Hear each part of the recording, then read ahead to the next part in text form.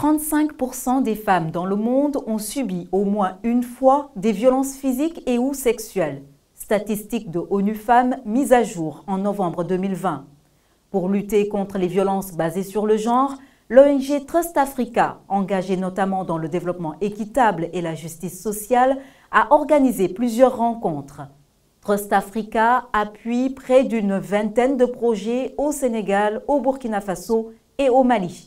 Depuis 2018, on a mis en place ce projet et le projet s'articule sur les stratégies telles que l'octroi de subventions, la recherche, le renforcement de capacités des organisations féminines et des mouvements sociaux.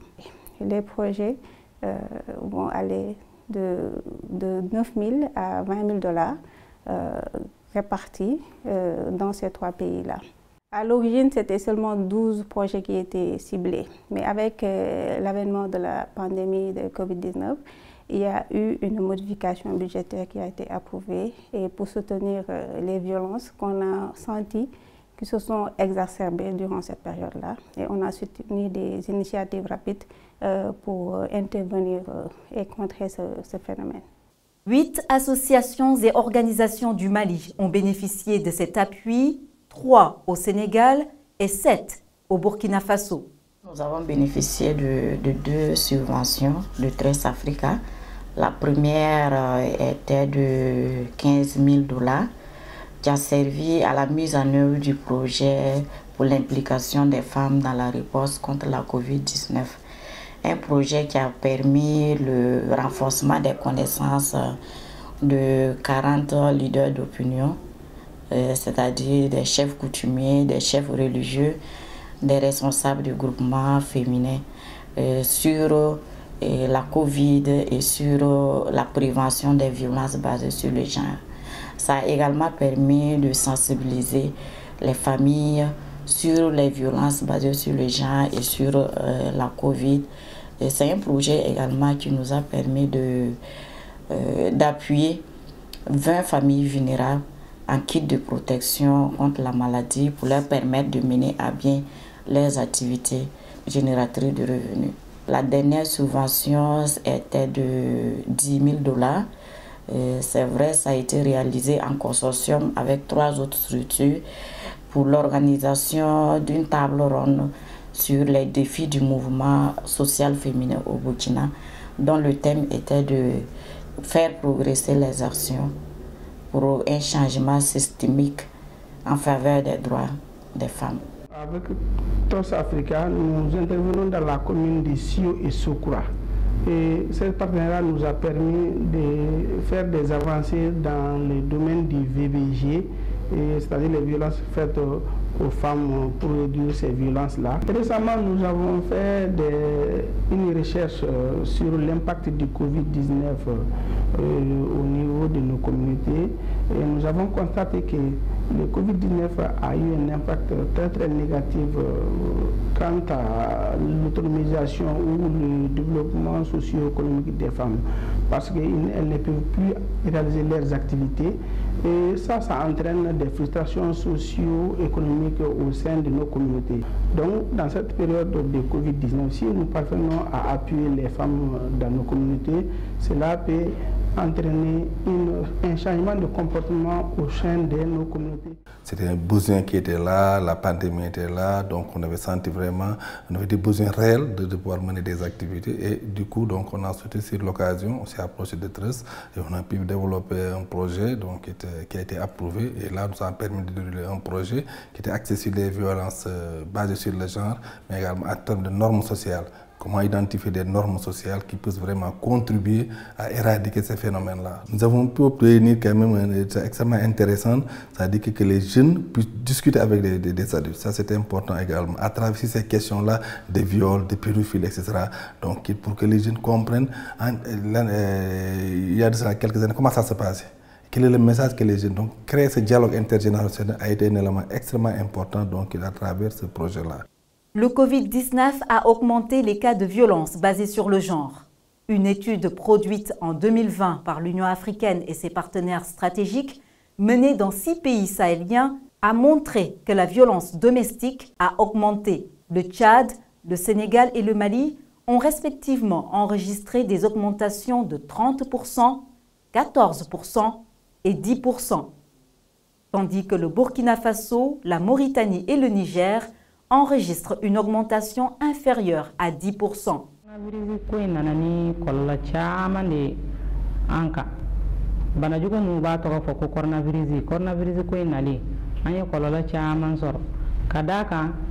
ne bogolan barakela ne ko yika bogolan la fere fen sugube ni adla itana isugudela ni tarna isugula bisan sugudela sugu yerati ka don sisan coronavirus kera sababu ye sugu yerati ka don mo bi siranga don ka sababu ke banai coronavirus ye fen chaman che an ko ni feena kadaka che ni muso bi du kono ibi che deme kana songa dafa muso bi demisanu ka musaka misenu bo nga ni bara bi ke saniti ke ikun etna se ka olu sike tuguni furuku bina che ni muso ni nyongon che kadaka ikun ka deme munun ke deme nun jora dew ni masaw che dew bi fendo nyini fe musaka ni do nyini fe ki kake ni maseka ke demisenu ta famu abina ni furuku ye abina ni fo nyongon koy coronavirus kera sababu ye ka kolola chaman lasi ama ade Sahel ni West Africa ye bara munun ke we bara nyuma ba munun ke abe forola ka famu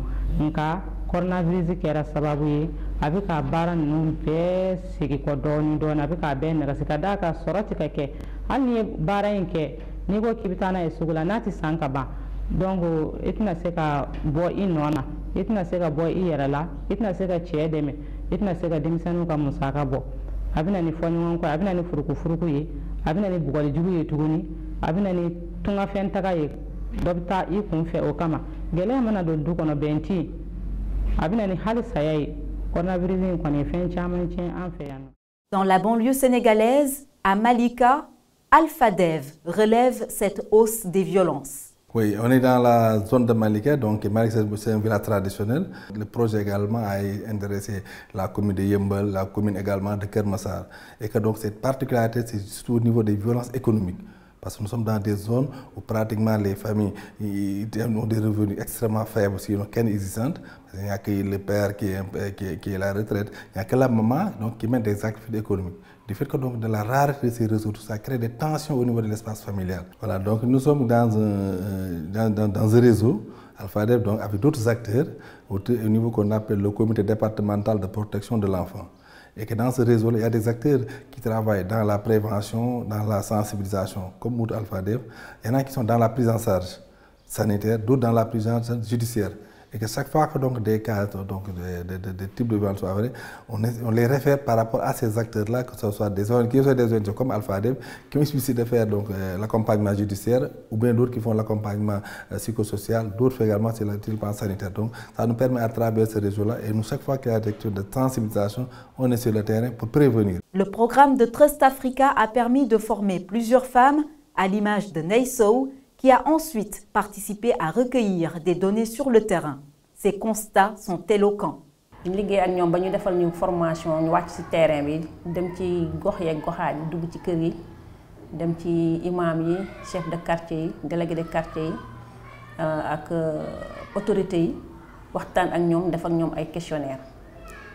Ce que nous avons fait dans la période Covid, la violence bi gëna frappé nit ñi moy violence économique lolu jallé violence morale bi ñëw ak manam tamit di beddi nit ñi surtout suñu né ki kër gi dafa am ñu fa soupçonné dañoo am né dañoo leena soupçonné dañoo am ki fièvre bi subitement da ngay gis ñu leen di daw di leen moytu lolu gis nañ ko ci période Covid waaw yoy dal gisoon nañ ko ci terrain bi en même temps aussi ci biir kër yi aussi amon na yenn jafe-jafe yu fa doon am parce que liko waral moy nit ñi dañ leen waxon tok leen seen biir kër bobu indi won na lu bari ci biir kër yi parce que xataay beek ñak muñalante bi ñak am bi ba paré sa xol du neex.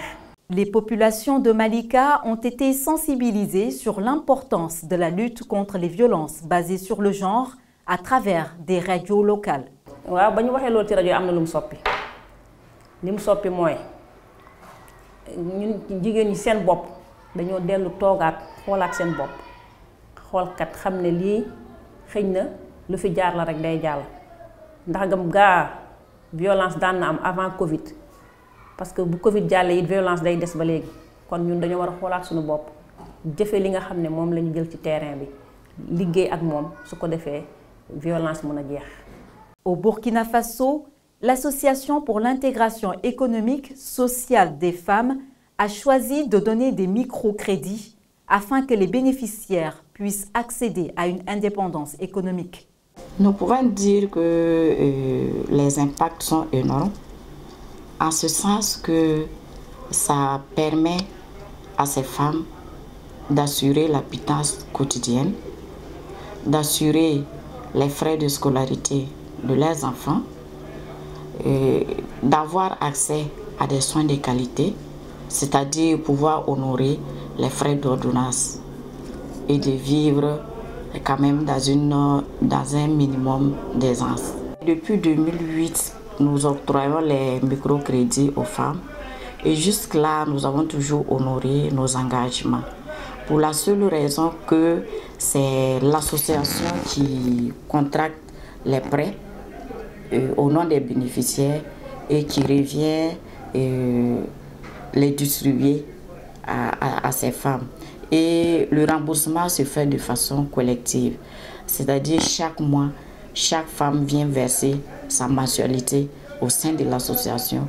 Charge à notre bureau maintenant de centraliser et de reverser au niveau de la structure qui nous a accordé les prêts.